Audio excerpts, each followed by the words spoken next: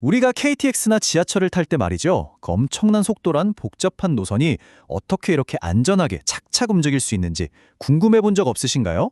오늘은 바로 그 비밀, 한국철도망의 안전을 책임지는 보이지 않는 기술, 한국형 열차 제어 시스템 KTCS의 세계로 한번 깊숙이 들어가 보겠습니다. 자, 그럼 핵심 질문부터 한번 던져볼게요. 시속 300km로 질주하는 열차. 눈 한번 깜빡하면 수백 미터를 휙 지나가 버리는 이 거대한 쇳덩이를 어떻게 충돌 하나 없이 정해진 시간에 완벽하게 통제할 수 있을까요? 이건 뭐 사람의 감각만으로는 절대 불가능한 영역이잖아요. 정답은 의외로 간단하면서도 강력합니다. 바로 이거예요. 열차와 관제센터가 정말 1초도 쉬지 않고 나누는 초고속 디지털 대화. 네, 이게 바로 KTS의 핵심 원리입니다. 그래서 이번 시간에는 이 놀라운 시스템을 하나하나 차근차근 뜯어볼 겁니다. 고속열차가 마주한 과제에서 시작해서요, KTCS를 구성하는 핵심 요소들은 뭔지, 또 유럽 표준 기술과는 뭐가 다른지, 그리고 이 기술이 궁극적으로 우리에게 어떤 의미가 있는지까지 꼼꼼하게 짚어보겠습니다. 자, 그럼 본격적으로 오늘의 주인공을 만나보시죠. 한국철도의 디지털 수호신, 바로 KTCS입니다. KTCS, 그러니까 한국형 열차 제어 시스템은요, 유럽의 표준 기술을 그냥 가져다 쓴 게 아니에요. 그걸 기본 뼈대로 삼되 우리나라처럼 복잡한 도심철도랑 초고속선이 공존하는 환경, 그리고 세계 최고 수준이라고 할 수 있는 철도 전용 통신망 LTER에 딱 맞게 완벽하게 최적화시킨 말 그대로 대한민국 국가대표 시스템이라고 할 수 있습니다. 그렇다면 이 똑똑한 시스템은 대체 어떻게 구성되어 있을까요? 되게 복잡할 것 같지만 사실 우리 몸처럼 각자 아주 명확한 역할을 하는 네 가지 핵심 부분으로 딱 나눌 수 있습니다. 지금부터 하나씩 해부해 볼게요. 시스템은 크게 네 가지로 나뉩니다. 모든 걸 지휘하는 두뇌, IBC, 그리고 명령을 현장 곳곳에 전달하는 신경계, STU, 열차 안에서 즉각적으로 반응하는 반사신경, KVC, 마지막으로 이 모두를 연결하는 목소리와 귀, KMC. 이 네 가지 비유만 기억하셔도 KTCS의 거의 모든 걸 이해했다고 보셔도 됩니다. 자, 첫 번째는 바로 두뇌 역할을 하는 IBC, 무선 폐색센터입니다. 이름만 들어도 아시겠죠? 모든 정보가 여기로 모이고 가장 중요한 안전에 대한 판단이 바로 이곳에서 내려집니다. KTCS의 심장 부위자 사령탑인 셈이죠. 이 두뇌가 하는 일을 보면 정말 흥미로운데요. 단순히 열차 위치를 파악하는 데서 그치는 게 아니라 각 열차한테 자, 당신은 어디까지 어떤 속도로 가도 좋습니다 하는 디지털 허가증, 즉 이동 허가를 실시간으로 계속 만들어 보내주는 거예요. 이걸로 충돌을 원천적으로 막는 거죠. 그리고 정말 중요한 거, 이 시스템의 안전등급이 SIL4인데요. 이게 어느 정도냐면 원자력 발전소나 항공 시스템에 요구되는 최고 수준의 안전등급이에요. 한마디로 절대 실패는 용납되지 않는다는 뜻입니다. 다음은 신경계 STU입니다. 중앙두뇌가 아무리 똑똑해도 각 역에 흩어져 있는 수많은 신호기나 선로 전원기 같은 설비들하고 직접 소통할 수는 없겠죠? 바로 이 신경계가 그 중간에서 똑똑한 통역사 역할을 해주는 장치라고 보시면 돼요.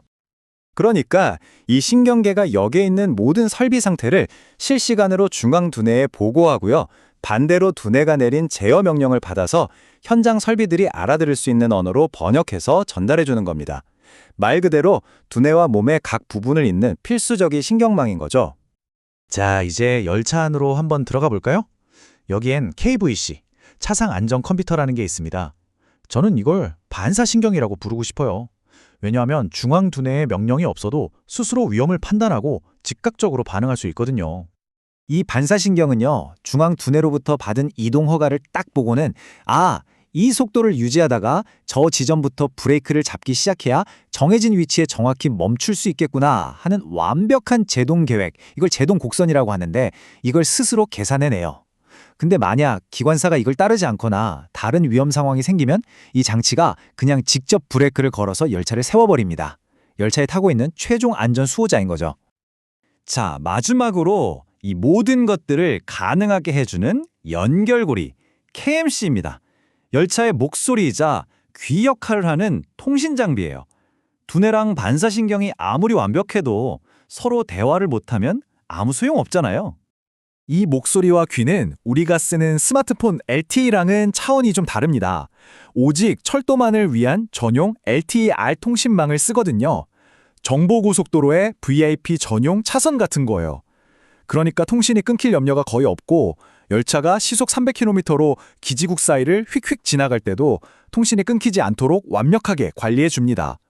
바로 이 안정적인 통신 덕분에 그 모든 디지털 대화가 가능해지는 겁니다. 자, 이제 4가지 핵심 부품을 모두 살펴봤습니다. 그럼 이제 이들이 다 같이 모여서 어떻게 하나의 완벽한 오케스트라처럼 움직이는지 그 흐름을 한번 쭉 따라가 보시죠. 이 과정이요. 1초에도 몇 번씩 정말 쉴 수 없이 반복됩니다.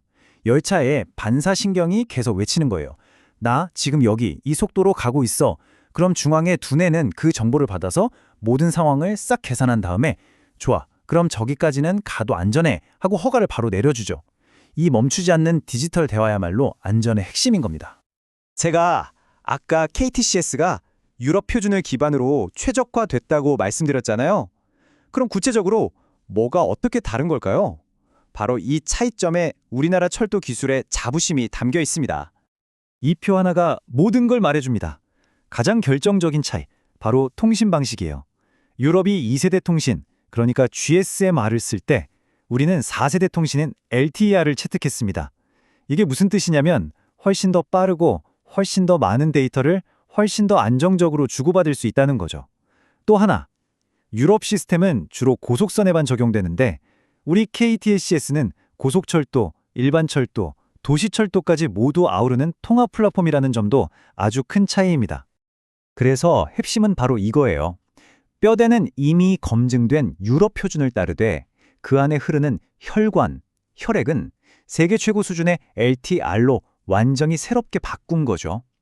이것이야말로 KTS가 가진 가장 강력한 경쟁력이라고 할 수 있습니다. 자, 이제 마지막으로 이 모든 기술들이 우리에게 대체 어떤 의미가 있는지 한번 생각해 보면서 마무리해 볼까 합니다. KTCS는 그냥 하나의 기술이 아닙니다. 저마다 제각각이던 신호 시스템을 하나로 통일해서 어떤 종류의 열차든 우리나라 어느 노선에서나 안전하게 달릴 수 있게 만드는 국가적인 안전 인프라인 거죠. 이건 단순히 유지보수 비용을 줄이는 차원을 넘어서 운영 효율을 극대화하고 더 나아가서는 완전 무인운전 같은 미래철도 기술을 실현할 수 있는 아주 단단한 기반이 되어주는 겁니다. 오늘 살펴본 KTCS처럼 우리 주변에는 눈에 보이지 않지만 우리의 안전을 묵묵히 지키는 스마트 시스템들이 점점 더 많아지고 있습니다. 이렇게 우리를 지켜주는 보이지 않는 안전망이 점점 더 촘촘해지고 더 똑똑해진다는 것, 그건 아마도 우리가 기술의 발전을 더 깊이 신뢰하고 매일매일을 조금 더 안심하며 살아갈 수 있게 된다는 의미가 아닐까요?